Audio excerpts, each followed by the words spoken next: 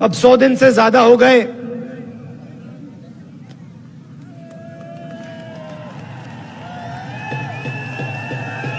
देखो, आपने बात याद दिला दी। मैं कुछ और कहने जा रहा था, आपने डाइवर्ट कर दिया। ये जो आपने किया, देखिए भैया, उनसे बात कर रहा हूं।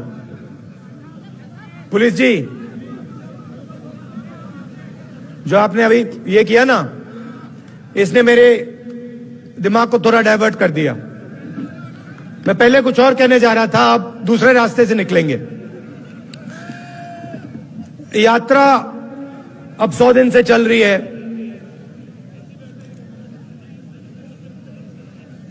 केरला, कर्नाटक, आंध्रा, तमिलनाडु, मध्य प्रदेश, राजस्थान, अलवर।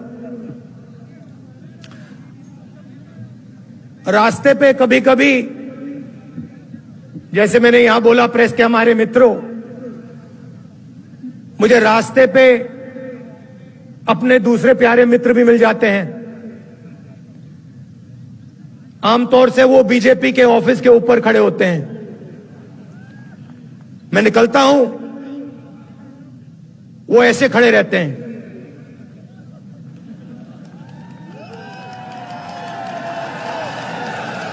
और मैं क्या करता हूं, मैं देखता हूं, पहले मैं उनसे यूं करता हूं, हाथ ऐसे रखते हैं।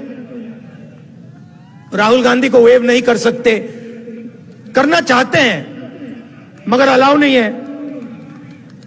मैं थोड़ा और करता हूं, फिर उनमें से एक दो यहां से हाथ हिला के यूं कर देते हैं, और फिर मैं आमतौर से जो आपने मुझे किया मैं करता हूं। कभी कभी वो देख के ऐसे करते हैं कि बात नहीं कर सकते ना, आते नहीं है, मना है। मैं नफरत नहीं करता उनसे, विचारधारा के खिलाफ लड़ता हूं, मगर वो अच्छे लगते हैं मुझे, सारे जीव अच्छे लगते हैं। तो कभी कभी वो यूं करते हैं, मतलब क्या कर रहे हो तुम, क्या कर रहे हो? कन्याकुमारी से लेकर श्रीनगर जा रहे हो। उनके नेता कभी कहते हैं राहुल गांधी क्यों चल रहा है। ये मेरे दिमाग में था, थोड़ी देर के लिए मैं सोच रहा था, ये मैं कर क्या रहा हूं? पैदल चल रहा हूं, लोगों से मिल रहा हूं, गले लग रहा हूं, क्या कर रहा हूं? और जवाब मिल गया।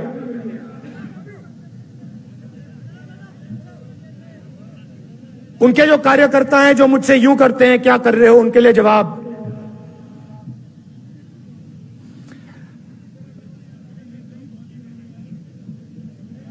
नफरत के बाजार में मोहब्बत की दुकान खोल रहा हूं।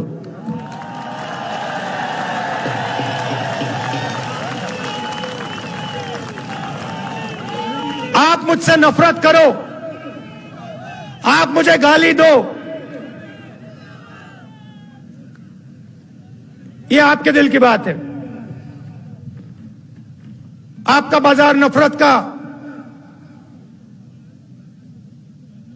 मेरी दुकान मोहब्बत की। और मैं सिर्फ अपनी बात नहीं कर रहा हूं, यह मत सोचिए कि यह सिर्फ राहुल गांधी बोल रहा है। यह पूरा का पूरा जो संगठन है जिसने इस देश को आजादी दी, हम कौन होते हैं? महात्मा गांधी जैसे लोग, जवाहरलाल नेहरू, सरदार पटेल, अंबेडकर जी, आजाद, इन सब ने नफरत के बाजार में मोहब्बत की दुकान खोली थी। यही हम करते हैं। तो यह है मेरा जवाब बीजेपी के सब लोगों को। आइए, आप भी नफरत के बाजार में मोहब्बत की दुकान खोलना शुरू कीजिए। अंत में आपको करना पड़ेगा, क्योंकि हमारा धर्म हमारा देश मोहब्बत का देश है, नफरत का नहीं है।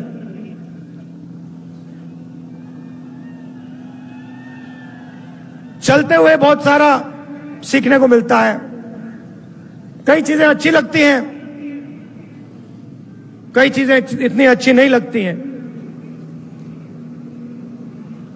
तो शुरुआत में सरकार की प्रशंसा करता हूं। शायद देश में सबसे बेहतर स्कीम गरीबों के लिए राजस्थान में है।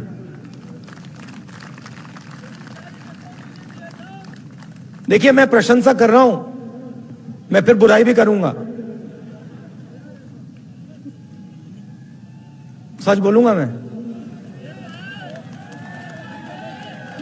तो चलते हुए महाराष्ट्र में, बाकी स्टेट्स में रास्ते पे लोग मिलते थे, कहते थे हमारे को किडनी का ट्रांसप्लांट करवाना है, पैसा नहीं है। स्टेंट लगवाना है, पैसा नहीं है। मैं पूछता था कितना पैसा लगेगा? 50 लाख रुपए लगेंगे। हमारे पास नहीं है, हम किसान हैं, कहां से आएगा? सब जगह ये होता था। अजीब सी बात है, राजस्थान में ये नहीं हो रहा है।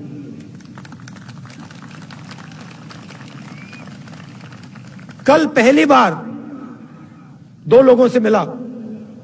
एक बच्चा इतना बड़ा, उसका कॉक्लियर इम्प्लांट हुआ था, और एक व्यक्ति जिसका किडनी ट्रांसप्लांट हुआ था। और दोनों ने मैंने पूछा कितना पैसा लगा? फ्री में हुआ, मुफ्त में हुआ। तो चिरंजीवी स्कीम ने लाखों लोगों के दिल से डर मिटाया है, तो इसकी प्रशंसा करनी पड़ेगी। और ये पूरे देश को स्कीम रास्ता दिखा सकता है। हमारे विपक्ष के नेता जो हैं, बीजेपी के नेता हैं, जहां भी जाते हैं अंग्रेजी के खिलाफ बात करते हैं। स्कूलों में अंग्रेजी नहीं होनी चाहिए, बंगाली होनी चाहिए, हिंदी होनी चाहिए, मगर अंग्रेजी नहीं होनी चाहिए। कभी आप एक काम कीजिए, ये जो नेता कहते हैं कि अंग्रेजी नहीं होनी चाहिए, उनके पास जाइए, उनसे पूछिए भैया आप ये बात तो अच्छी कर रहे हो, मगर आपका बेटा कौन से स्कूल में जाता है? क्या इंग्लिश मीडियम में जाता है? हां या ना? हां। इनके सारे के सारे बच्चे अमित शाह जी से लेकर इनके सब चीफ मिनिस्टर के बच्चे, सब एमपी के बच्चे, सब एमएलए के बच्चे, सारे के सारे इंग्लिश मीडियम स्कूल में जाते हैं और भाषण देते हैं कि भैया अंग्रेजी किसी को बोलनी नहीं चाहिए। ये नहीं चाहते हैं कि हिंदुस्तान का गरीब, किसान का बेटा, मजदूर का बेटा अंग्रेजी सीखे। इसका कारण है क्योंकि वो चाहते हैं कि आप बड़े सपने ना देखो, आप खेत में से ना निकलो, आप मजदूरी से बाहर ना निकलो। इसीलिए ये आपसे कहते हैं अंग्रेजी मत पढ़ो। मैं ये नहीं कह रहा हूं कि हिंदी नहीं पढ़नी चाहिए, जरूर पढ़नी चाहिए। तमिल पढ़नी चाहिए, हिंदी पढ़नी चाहिए, मराठी पढ़नी चाहिए, सब हिंदुस्तान की सब भाषाएं पढ़नी चाहिए। मगर अगर आप बाकी दुनिया से बात करना चाहते हो, चाहे वो अमेरिका के लोग हों, जापान के लोग हों, इंग्लैंड के लोग हों, तो वहां हिंदी काम नहीं आएगी, वहां अंग्रेजी ही काम आएगी। और हम चाहते हैं कि हिंदुस्तान के गरीब से गरीब किसान का बेटा एक दिन जाकर अमेरिका के युवाओं से कंपटीशन करे और उसी की भाषा में उसे हराए। यह हमारा दृष्टिकोण है। इसीलिए यहां पे मुझे बहुत खुशी हुई है कि 1700 इंग्लिश मीडियम स्कूल शुरू किए गए हैं और 10,000 अंग्रेजी के टीचर रिक्रूट हुए हैं। अशोक गहलोत जी, ये कम है, ये कम है। राजस्थान के हर बच्चे को इंग्लिश की अपॉर्चुनिटी मिलनी चाहिए। हर बच्चे को लगना चाहिए कि मैं हिंदी सीख सकता हूं, मैं अपनी मातृभाषा सीख सकता हूं, मगर मैं पूरी दुनिया के साथ कम्युनिकेट कर सकता हूं, मैं पूरी दुनिया के साथ बातचीत कर सकता हूं। अगर मुझे जरूरत पड़ी तो अमेरिका में जाके मैं हिंदुस्तान का झंडा लहराऊंगा। तो यह भी आपने काम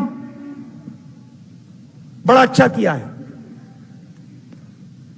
तीसरा काम जो मुझे बहुत अच्छा लगा, आपने महिलाओं को सैनिटरी नैपकिन देने का काम किया और जो उनको पहले कष्ट होता था आपने उसको मिटाया। यहां जो पुरुष हैं इनको ये छोटी सी बात लगती है, मगर इस बात को महिलाएं समझेगी ये छोटी सी बात नहीं है, ये बहुत बड़ी बात है। तो इसके लिए भी मैं आपको धन्यवाद करता हूं। मनरेगा स्कीम जो गांव में होता था उसको आप शहर में लाए, उससे भी राजस्थान के युवाओं को जबरदस्त फायदा हो रहा है। बाकी स्टेट्स में जब यात्रा निकलती थी ओल्ड पेंशन स्कीम के नारे चलते थे, यहां पे यह नारा नहीं सुनाई देता। आपने यहां ओल्ड पेंशन स्कीम लागू कर दी, तो आपने विकास का काम बहुत अच्छा किया है। मगर यात्रा में एक और चीज देखने को मिली। पहले प्रशंसा की थी, अब थोड़ी कड़ी बात बोलता हूं। यात्रा में एक रस्सी है, रस्सी के अंदर सारे के सारे सीनियर नेता हैं, रस्सी के बाहर हमारे लोकल बॉडी के नेता, जिला परिषद के नेता, प्रधान और कांग्रेस पार्टी का आम कार्यकर्ता। इस रस्सी को तोड़ना पड़ेगा। मतलब जो हमारा कार्यकर्ता है, जो हमारा लोकल बॉडी का नेता है, उसकी भी आवाज सरकार में सुनाई देनी चाहिए, सरकार के ऑफिसेज में सुनाई देनी चाहिए। और उससे भी जरूरी जो राजस्थान का आम नागरिक है, उसकी भी आवाज राजस्थान के हर ऑफिस के अंदर सुनाई देनी चाहिए। अब मैंने आपको एक बात बताई, मैं सुझाव भी दे देता हूं, पता नहीं आपको अच्छा लगे या नहीं। डिसीजन मेरा नहीं है, डिसीजन खारगे जी का है, मगर मैं यहां सामने रख देता हूं। देखिए, 3,500 किलोमीटर हम चले, चलने से फायदा होता है या नुकसान? क्या क्या फायदे मिलते हैं? हाँ, क्या क्या फायदे मिलते हैं? सबसे पहले देखिए, वजन कम हो जाता है, पेट गायब हो जाता है, सही, ठीक है, एक्सरसाइज हो जाती है। ये जो 3 सबसे बड़ी बीमारी हैं, कोलेस्ट्रॉल, शुगर, बीपी, इनका इलाज हो जाता है, अपने आप हो जाता है, सही बात।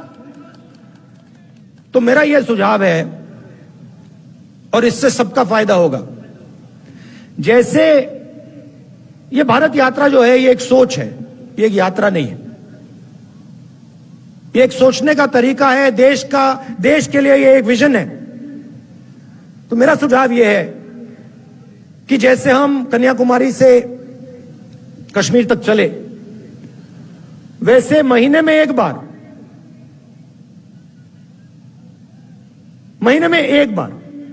पहले मैंने सोचा हर 15 दिन, मगर अब मैं कह रहा हूं महीने में एक बार कर लो। राजस्थान की पूरी कैबिनेट राजस्थान के सड़कों पे चले। आपने दिखा दिया है कि आप 25 किलोमीटर चल सकते हो। 25 किलोमीटर चला है सबने। मैं कह रहा हूं 25 मत चलिए, 15 चलिए। हर महीने एक दिन चुन लीजिए। आपके 30 मंत्री हैं, 33 डिस्ट्रिक्ट हैं। एक मंत्री को एक डिस्ट्रिक्ट दीजिए, 15 किलोमीटर चलाइए, जनता के बीच में डालिए, सारे के सारे। ये देखो, मजा आया ना। इसमें होता क्या है मैं आपको बताऊं। इसमें होता क्या है, आदमी छुप नहीं सकता। अब देखिए, मेरे पास लोग आए कहते हैं, राहुल जी हमारे गांव में पानी में फ्लोराइड है। अगर पूरी राजस्थान की सरकार महीने में एक बार, मैं हर रोज नहीं कह रहा हूं, महीने में एक बार चल ले, तो जो भी लोगों की कठिनाई होगी वो यात्रा में आकर आपके पास सीधा आ जाएंगे और आप उनकी मदद कर पाओगे। बात वहां नहीं रुकती। आपकी फिटनेस बढ़ जाएगी, शुगर की बीमारी खत्म हो जाएगी, अस्पताल जाने की जरूरत नहीं होगी। तो ये मेरा सुझाव है, खारगे जी के लिए सुझाव है, गहलोत जी के लिए सुझाव है।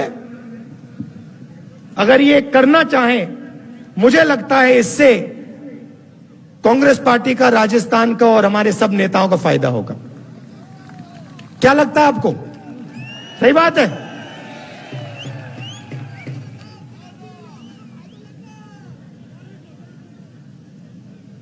आपने यात्रा में, अभी आपने कहा जयराम, अब किसी ने कहा कि तकरीबन 3000 किलोमीटर चल लिए हैं। मैं आपको बताऊं, मुझे पता भी नहीं लगा।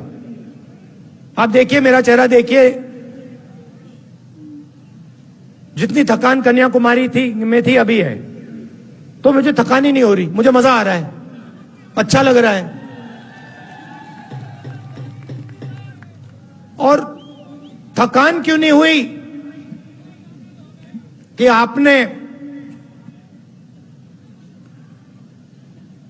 आप मोहब्बत की दुकान में आए, आप आए, आप मिले, आप गले लगे, और आपने हम सब की, सिर्फ मेरी नहीं, हमारे सब नेताओं की, सब कार्यकर्ताओं की मदद की।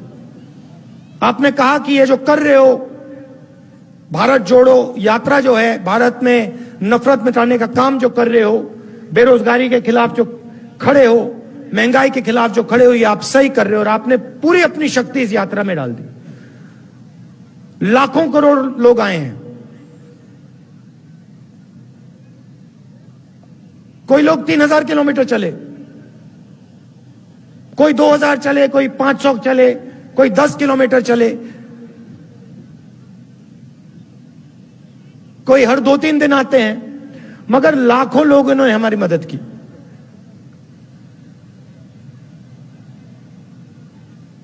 हर रोज 6-7 घंटे हम चलते हैं।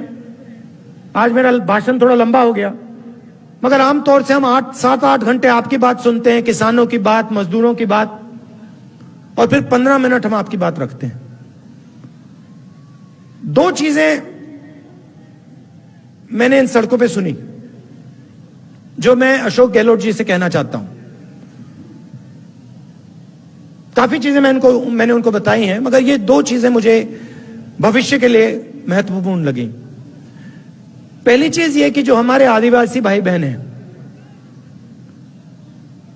जो ट्राइबल बिल में उनको हक दिया गया है, जमीन का जो हक दिया गया है, उसको राजस्थान की सरकार जल्दी से जल्दी 100% इंप्लीमेंट करके दिखा दे। आदिवासियों के बारे में मैंने कहा, भाषण में कहा कि बीजेपी आपसे कहती है कि आप वनवासी हो। आप वनवासी नहीं हो, आप आदिवासी हो, आप हिंदुस्तान के ओरिजिनल मालिक हो, और इसीलिए यह आपका हक है, और यह काम कांग्रेस पार्टी को राजस्थान में, बाकी देश में कर देना चाहिए। बिल बहुत अच्छा है, बहुत लोगों को फायदा मिला, मगर लोग अभी छूट गए हैं और उनकी मदद होनी चाहिए। और दूसरी बात, 21वीं सदी में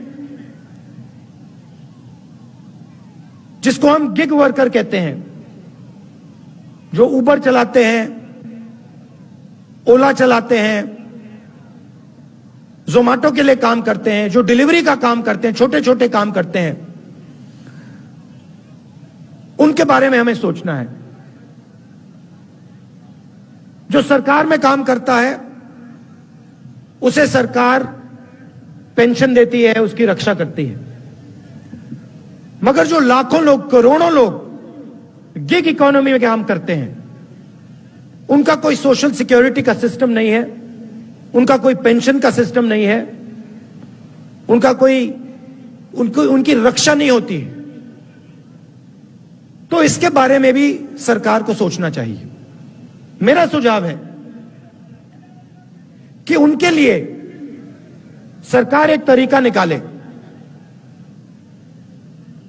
कि उनकी भी रक्षा हो, उनको पेंशन जैसे सुविधाएं मिले, और जो लोग उनके काम का फायदा उठाएं उनको भी फायदा मिले।